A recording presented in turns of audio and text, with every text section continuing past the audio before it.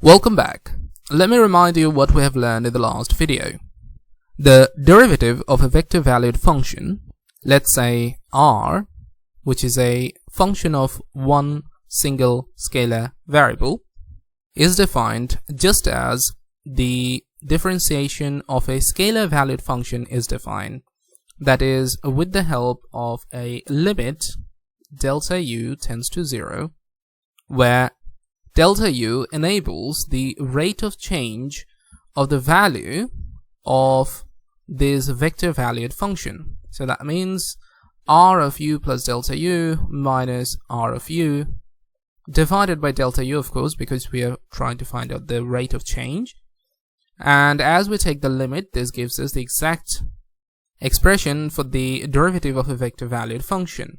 We found out the geometric meaning of this, and that allowed us, in turn, to find out the derivative of a position vector that traces out a space curve denoted by c, which is expressed in terms of three coordinate functions, namely x of u, y of u, and z of u. And as we write the coordinate dependent position vector, which is going to be a function of u, which is to be written like this, its derivative in Cartesian coordinate becomes a simple expression, although in different coordinate this expression is to be modified accordingly. Geometrically, this vector defines the tangent direction to the curve at the parametric value u. Higher order derivatives can be constructed by repeating the application of the derivative operator, since the resulting expressions are also vector valued functions of the scalar variable u. Equipped with this knowledge, we are now ready to apply these ideas into the topic of kinematics for the motion of a moving particle. Suppose a particle P moves along a space curve c, which is parametrized by three equations. So we can write x equal to a function of t, y equal to another function of t, and of course z equal to another function of t. So these three equations, three parametric equations together, denotes the space curve along which the particle P is moving. Notice the parameter has been changed to t, because as in kinematics, of course, the trajectory will be better parametrized by time. So t here represents time.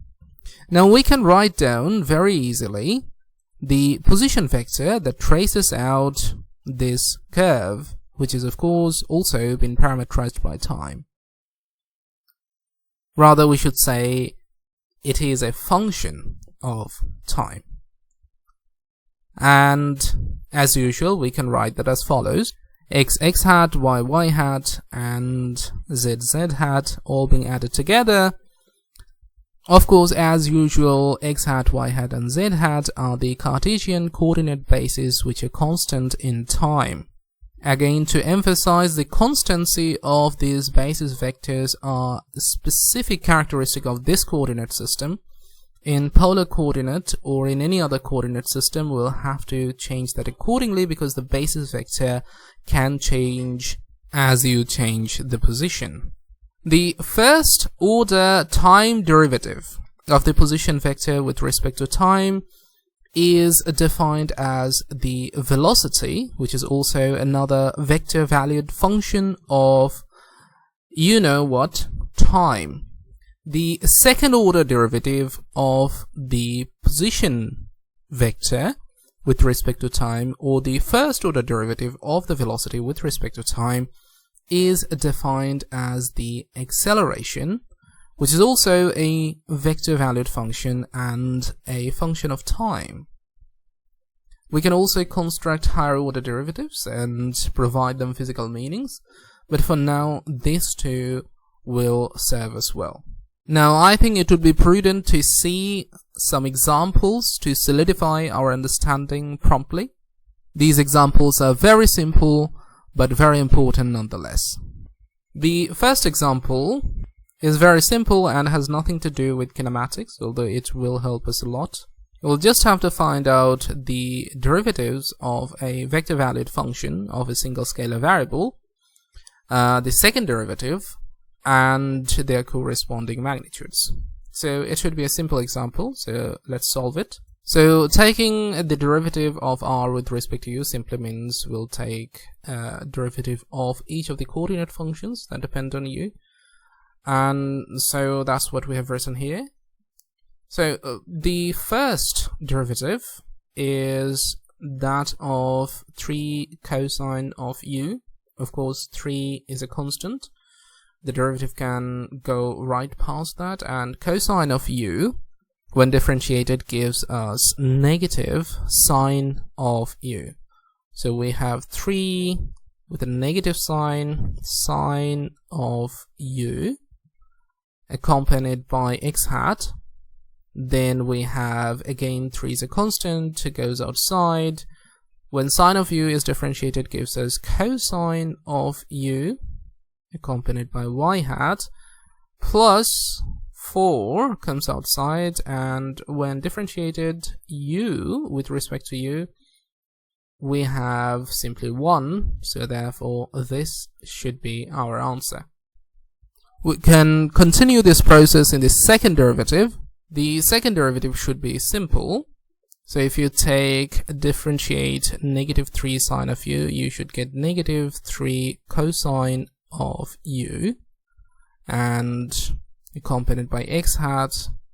When you differentiate cosine, of course you get a minus sign, so you get, on the second derivative, negative 3 sine of u times y hat.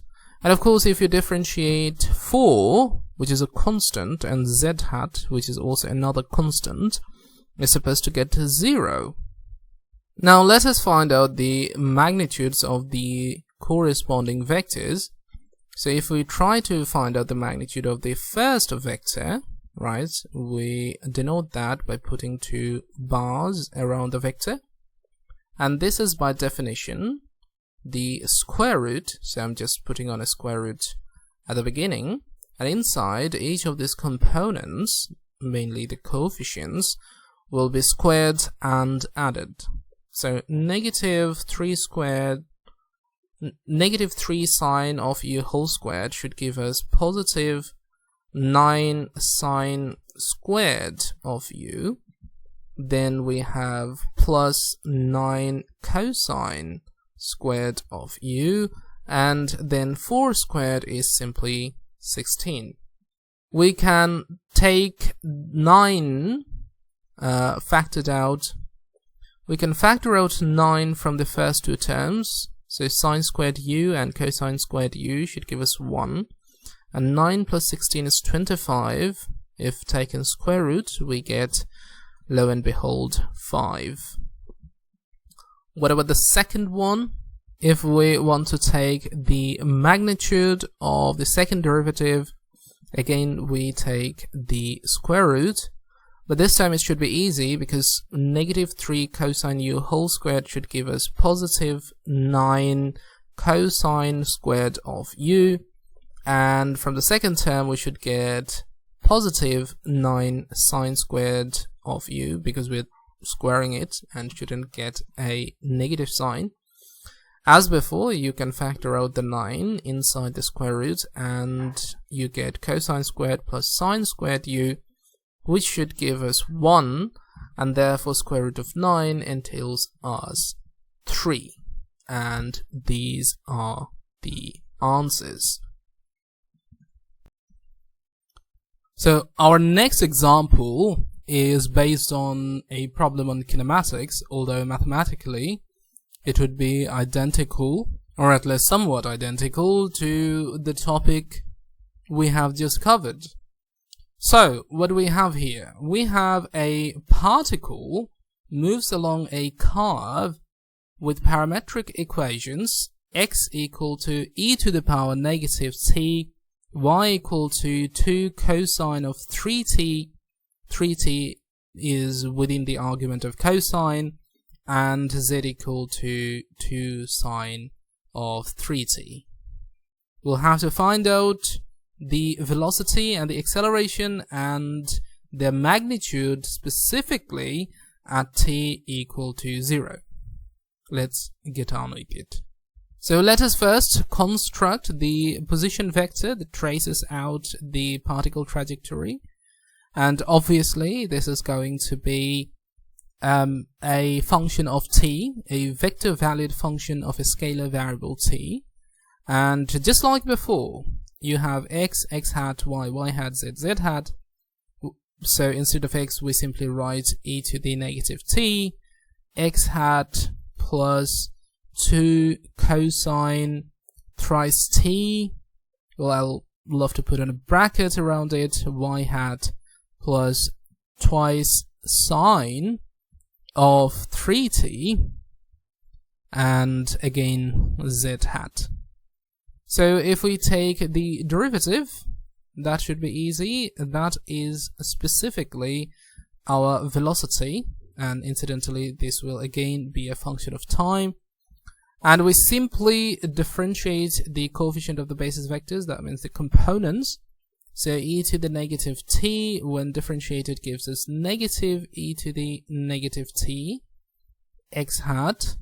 Well, if you differentiate cosine, you get a negative sign, so negative 2, but derivative of cosine 3t is negative 3 sine of 3t, so we have 6, and then sine of 3t, you understand, because the argument is not t, it's 3t, so you have to differentiate 3t again according to the chain rule. Then of course the accompanying basis vector y hat, and then we have plus 6. Well, again you see 3 comes out and 2 doesn't have any effect due to being a constant, so cosine of 3t and z hat. Well, we've got to do it again because we need to find out the acceleration. The acceleration is again a function of time, and what you really need to do is to simply differentiate the velocity vector again.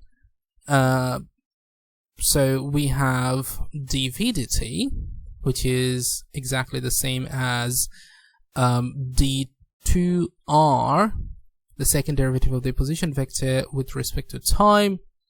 So these are just definitions. And what do we have? Well, on the first term we have another negative sign coming out of the exponential, and 2 negative signs make it positive, so we have e to the negative t x hat. We'll differentiate sine of thrice t again, another 3 comes out, so it would be 6 times 3, and that is 18. 18 cosine of thrice t y hat. Then we have a negative sign because we are differentiating cosine, so we have 6 times 3 again, 18 sine of thrice t and z hat. Well, that would be the solution to number 1. So we have both the velocity and the acceleration. Next, we'll have to find out the magnitude at time, evaluated at time t equal to 0. Well, at t equal to 0, our velocity vector becomes v equals, well, if we have e to the negative 0, that's just e to the 0, which is 1, so negative x hat. Then we have sine of 3 times 0, which is sine 0, which is 0, so there is no component belonging to y hat, you have 0 there. And from the last one, you should get cosine of 3 times 0, which is cosine of 0, which is 1, so it's just simply 6. So plus 6 z hat. So that is the velocity. What about the acceleration at t equal to 0? So our acceleration is, again, e to the 0 is 1, so this time you have plus x hat, and cosine of 0 is again 1, so you have negative 18 y hat, But in the last term, you have sine of 0, which is 0, so no contribution from the z hat, and therefore these are the evaluated expressions of velocity and acceleration. And so this time, if we want to find out the magnitude of v at time t equal to 0, we only have to find the magnitude, what has been written here. And of course we have a square root, -1 whole squared plus 6 squared, right? So we have 36 plus 1, which is square root of 37. So that is the magnitude of the velocity. What about the magnitude of the acceleration? So we have the evaluated expression. Its magnitude is going to be, again from the first term, we have plus 1 whole squared, so 1 squared plus -18 whole squared. So -18 gives us 324. So if you -18 squared, so if you add 1, you should get square root of 325, and that, my friend, is the required answer. See you on the next video. Bye bye.